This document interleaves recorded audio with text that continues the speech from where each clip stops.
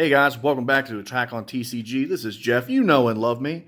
I got a deck profile coming at you guys. This is my Announcer Hand Destruction deck. So it's the Black Announcer, came out of World Tournament. Everyone's kind of knowing about this deck. It's pretty fantastic, or about this leader. It's pretty good. You can't have anything with any battle cards that's not World Tournament in the deck. So this is a pure World Tournament deck. Also, he works like the U7 cards. Pretty fantastic in the whole. There's no specified cost. That's fantastic. I love that. And then once per turn, when you play a World Tournament, you get to draw a card. That's awesome. You awaken, you reduce some energies. Now, I will say, his first side is infinitely better than his awakened side, but the game being what it is, you eventually do have to awaken. He maintains the whole World Tournament, no specified. And then when he attacks, he draws a card. And then he has a one-time use ability that you choose two of your battle cards, and then they gain 5k for the duration of the turn, and then I can never do that effect again. So it's a one and done, but it's still really cool for those giant pushes that you're just like, I want to hammer somebody down. That's what you do it for. So it's pretty great. So we're going to get into our black engine. This is a quad color deck. I do count black as a color, despite the fact that art teaches you otherwise. It's still a color in the game. So we go with the Announcer Play-by-Play Pro. This is your counter attack. And if you play him on your turn, you get to draw two. So that's pretty fantastic. I love that. He's a one drop. It's just a really good card. Next one we run is the Ever Curious Announcer. We're going to run 4 of him as well. He's a searcher. He allows you to look at the top 7, grab a World Tournament, add it to hand. It's pretty basic. It's good. Then our last black card that we run in here is we run 3 of the World Tournament arenas. What this does is it does the exact same thing as your leader does once he is awakened. The whole grab 2, they gain 5k for the duration of for the turn. But unlike the leader, you can do this every turn. So it's fantastic. And it's a 0 drop, so it's free. You just throw it out there. As soon as you get it, put it on the field. Get rid of it. And outside of Broly and a couple of other cards, no one gets rid of field cards, so it's not a problem. Now we're going to jump into our yellow engine. I'm only running 6 yellow cards, running 3 of the Toughened Up Chaosu, and I'm running 3 of the Toughened Up Krillin.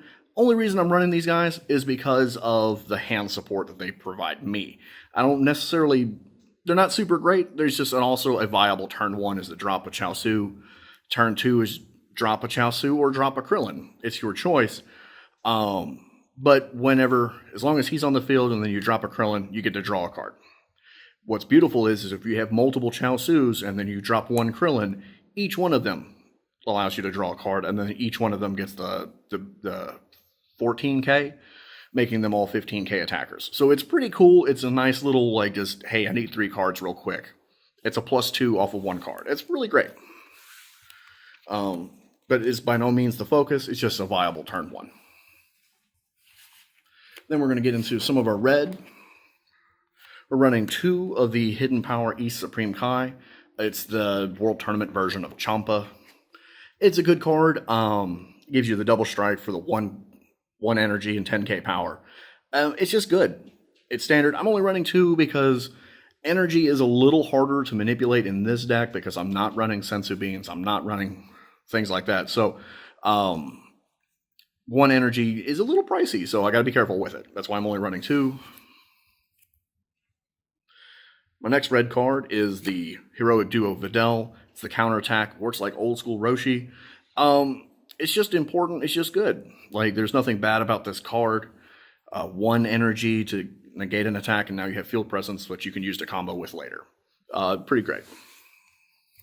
The last red card that we run, and this is also kind of getting into that hand destruction, like I said, is the Dark Duo Dabura. He works just like the Hit from back in the day. Difference is the cards are gone as long as he's on the field. Once he's gone, then those cards return. But if you can keep him out there, it's pretty fantastic.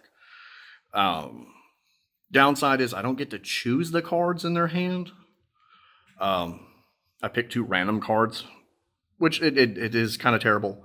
I would prefer it that I get to look at their hand and pick, but it is what it is. 2 cards gone for as long as he's on the field is fantastic. Then we're going to get into our green engine. This is really the focus of the deck, is the green. Trading Blows Son Goku. This is an amazing turn 1 card, whether you're going first or second, or at any point in the game. This is just a fantastic card to play. If your opponent has more than 5 cards in their hand, you play this and boom, they immediately have to drop one. It's just great. They're just a fantastic card. It's good for early, mid, late, whenever you need it, it's good. I'm running 2 of the Double Impact Krillin. They're viable energies, and they're also really good for any of those little low drop cards that have crit or have barrier that you just want to get rid of because you know it's a combo piece that they need for later on. You drop him, you KO it, and you're golden. It's just fantastic. This is a really good kind of like an anti-lineage deck, though granted I know there's not a lot of lineage going on, but it's still, this is good for like your early game blockers and stuff that people put out that have blocker barrier. So it's good for that. That's really what he's for. Then we go into our 3-drop Honed Moves Yamcha. Despite the fact that Yamcha is pretty terrible in the show, he's pretty fantastic in the card game. Like, every card that they've put out for him so far has been really good. And I like it. So this one, he has critical, so it makes him scary. He's 15k. And then auto, when you play this card, I can take a life and then cause my opponent to drop a card from hand, which furthers the whole hand destruction. It's pretty fantastic. The whole name of the game in this deck is keep your opponent's hand really small. So he's really good. We run our super combo of Martial Darter Chi-Chi. You get to do it at 5 instead of 4. You get to draw. It's pretty basic, standard super combo as it is. Then we get into our win scenario. This is where we come out on top. We run 4 of the Tien Shinhan trading moves. He's got barrier, so you put him out on turn 3, and you just let him sit. His activate main once per turn. I choose 1 General Tao, and in the battle area, KO it. Then, if my leader is a world tournament, switch him back to active, and then he gains double strike and 5k. So he becomes a 20k with double strike. It's pretty fantastic. He's kind of the MVP of the deck. You get him out there, and he's just fantastic. But you need the General Tao to make him even, or Mercenary Tao, I'm sorry. Mercenary Tao. He's the 4-drop. On the very next turn after you play Tien, you play Tao. Tao has double strike. When you play this card, if your leader is a green world martial arts and Tien Shinhan is in the play area, your opponent drops 3 cards from their hand. That's just disgusting. You just play him out there, boom, swing with him. That's a double strike for 20. They're either going to spend some resources to try and get over him, or they're going to let it go through. Either way, it's going to hit them pretty hard. Then you swing with your Tien.